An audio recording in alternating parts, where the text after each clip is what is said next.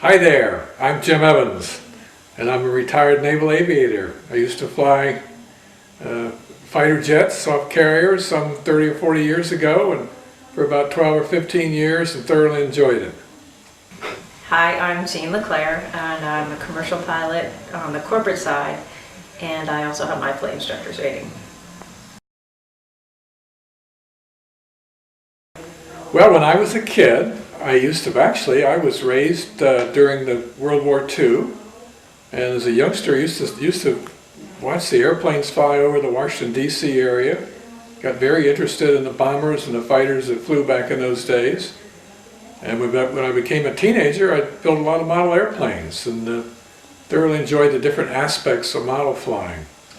So when I went into the Naval Academy in the early 1950s and got out of there, I volunteered to go into flight training and never regretted the decision.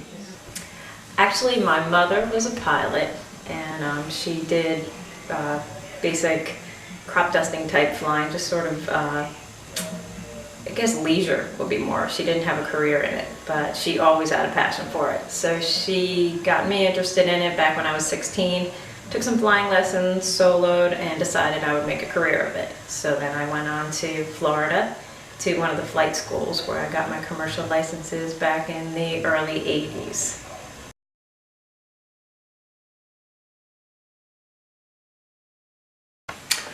I learned to fly when I graduated from the Naval Academy. They sent us to flight training in Pensacola, Florida, and we stayed there for about 8 or 9 months, which was called primary training. Learned to fly the basic airplanes, learned to night fly, learned to solo. We learned a little bit of instrumentation in the aircraft, how to fly on instruments. Then we also actually learned to carrier qual, to fly aboard a carrier. And this was back in the days of the old SNJs, which is the little propeller-driven airplane with a tail wheel on it. And that was really quite exciting to do that, the first time to fly into a boat with a little putt-putt airplane like that, but fond memories of that. Then we went to Texas and transitioned into jets and stayed there for about 6 months and did some further flying, further instrument training and that type of thing. Learned acrobatics and all that type of stuff. So all in total it was about 18 months worth of training. I actually learned in phases. I got my private and my commercial and my instrument rating back in the early 80s, and then had kids and did all that married stuff, and then went back to it in 2000 and went for my instructor's rating, and planned on just teaching people on their lunch hour how to fly small planes. And then September 11th happened, and we ended up with the Naval Academy contract, and we were teaching all the midshipmen before they went to Pensacola to fly the fighter jets, just their basic first 25 hours of flight.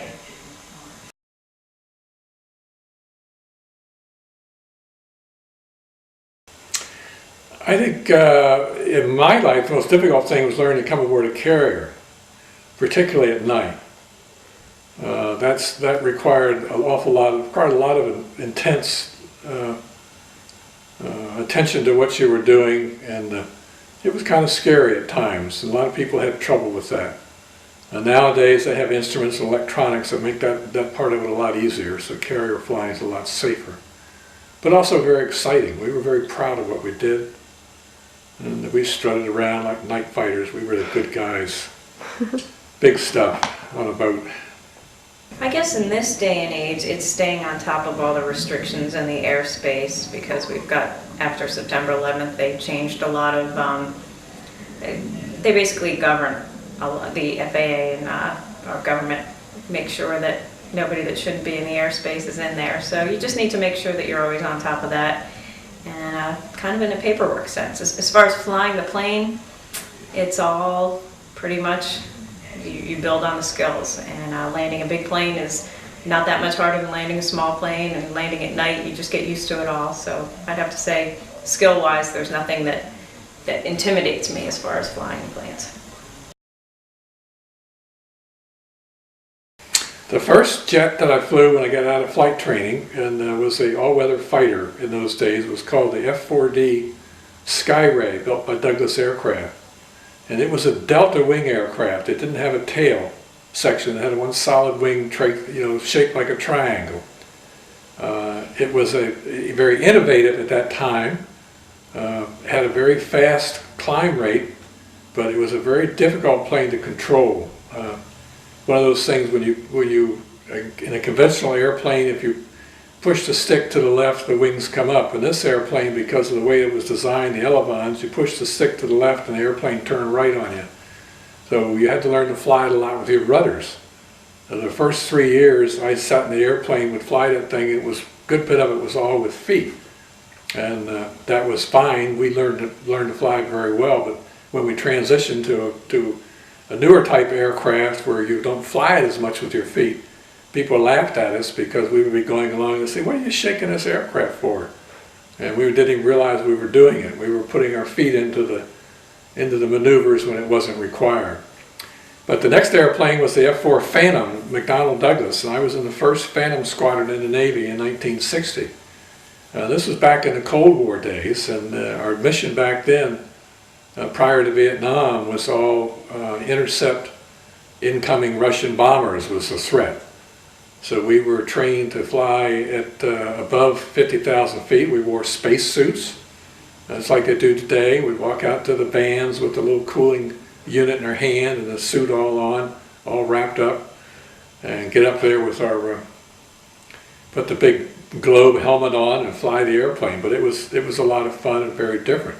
But when that airplane went by, it went by so fast it was like a blink of an eye, and that thing went by at basically 4 times the speed of sound. We opposed each other. So interesting thing. Now, when I came back from grad school about 3 years later and the Vietnam War started up, those pressure suits went out the window and put bomb racks on the airplane, and it was a whole different machine to fly. All right, as far as the planes, the trainer planes back in the 80s were just typical Cessnas and Piper Cherokees and Warriors and arrows that you learn on. The midshipmen we taught in little 2-seater katanas with a glass bubble over the top, basically, and it had a stick between the 2 seats. Very, very light, only I think it was under 1,700 pounds, and fixed gear, so it's just a very simple. And now I fly piston twins, which piston engines, 4-stroke engines, the older planes with retractable gear and pressurized cabin, so we can fly them up into higher altitudes. And I'm also a co-pilot in several jets. We have 3 jets, all Cessna citations. One of them actually is the fastest business jet they make, which goes 0.92 Mach, and again, I'm on the right seat in those, so that's the co-pilot status. All of them are flown just for people that can spend the money or fly privately. Surprisingly, in the twins, the old piston twins, you've got more room in the cockpit than some of the jets. And in the smaller jet, we have more room in the cockpit than one of the more powerful ones that you would expect to be bigger and roomier. I'm fortunate that the people I do fly with, nobody's huge, because I've seen some pilots that look like it's amazing they could even fit in the cockpit. But the seats stay upright. That's one of the only complaints, that you're sitting for several hours and you don't have any reclining, or your legs have only a certain amount of room and your seat sits upright. Other than that, they're pretty roomy. You can, move around enough and everything.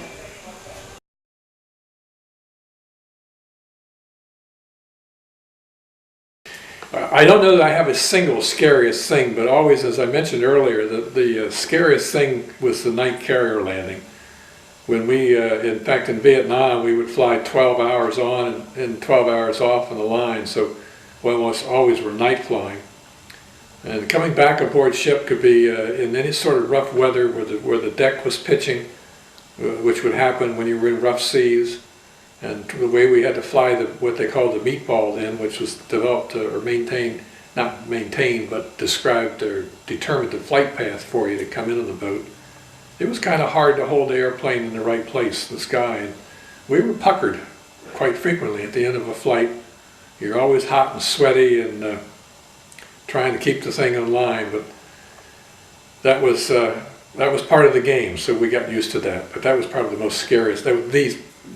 continuous scariest thing.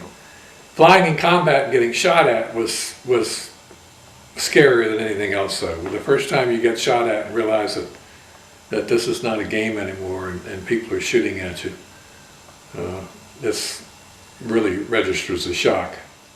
Okay, the scariest thing that ever happened, just this past summer, flying from BWI to Nantucket in the Citation jet, we went through a band of very severe weather, and the jet actually got struck by lightning. So we were ascending and descending 2,000 feet at a shot. You could really feel the plane was getting tossed all over, and air traffic control was trying to get us out of the cell of weather, and they kept moving us towards the northwest, and we were trying to get around it, and at one point it was really the loudest and the brightest sound, and my captain, who has lots of experience, let me know that the jet was struck by lightning, and it's been down for almost 3 months now with a hole in the tail, and it's being fixed, and hope to never have that happen again. We didn't lose any instruments, radios, power. I was just amazed at the capability of the aircraft, because it is like a tank. I was also glad that I had an extremely experienced captain sitting next to me who was doing most of the work, and who I knew could handle it. So we had probably 5 passengers on board. Well, I won't name names, but these passengers were pressuring us to take off, and we kept delaying the flight at BWI because of a band of weather coming in. And finally, I won't say that we gave in to the pressure, but we ended up probably going about 20 minutes sooner than we should have. And so they were pretty stunned, and being owners of the jet, they're now faced with a damaged aircraft that had to spend 2 months in a really expensive maintenance facility.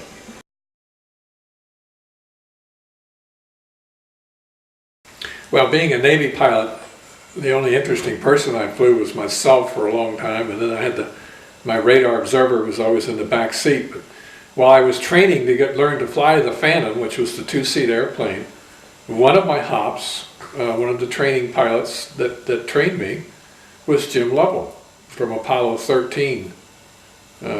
Later on made history in Apollo 13. At that time he was just out of a test pilot school at Pax River, and was helping to train those of us in the first squadron flying Phantoms in the Navy. And a very nice gentleman. Never knew at that point, that was before he became an astronaut. But that's probably the most famous person that I had any connection with as far as flying in those 2 aircraft that I flew in. Well, I guess that's the most fun of the job, because you are flying people that tend to want to be either from their business or just their personal fun life, want to go to neat places. We fly Gary Williams, the University of Maryland basketball coach, all over for him to do his recruiting. We fly the Naval Academy quite a bit. The admiral, or the vice admiral that's the head of the academy, and also all the heads of their sports teams, so that they can catch up with their teams or recruit. We actually had for the, I guess it was Pittsburgh, Navy Pittsburgh game, we had the admiral and the whole head of the football team, and we watched the football team come in and land in a big jet, as we had the main guys that were the admiral and everybody in our small plane, and it was evidently a great game and stuff. So then we throw them back on board after the game, and they're all excited and having a blast in the plane, and we get them home at 2 in the morning. Again, the horse racers, we have people that were involved in like the Triple Crown and all that, so they would be flying their super high dollar, well, not their horses, but they'd be flying to the races that their trainers would be bringing the horses to on the ground. Other celebrities. You don't even know, I didn't even know who he was. We've had a few radio figures.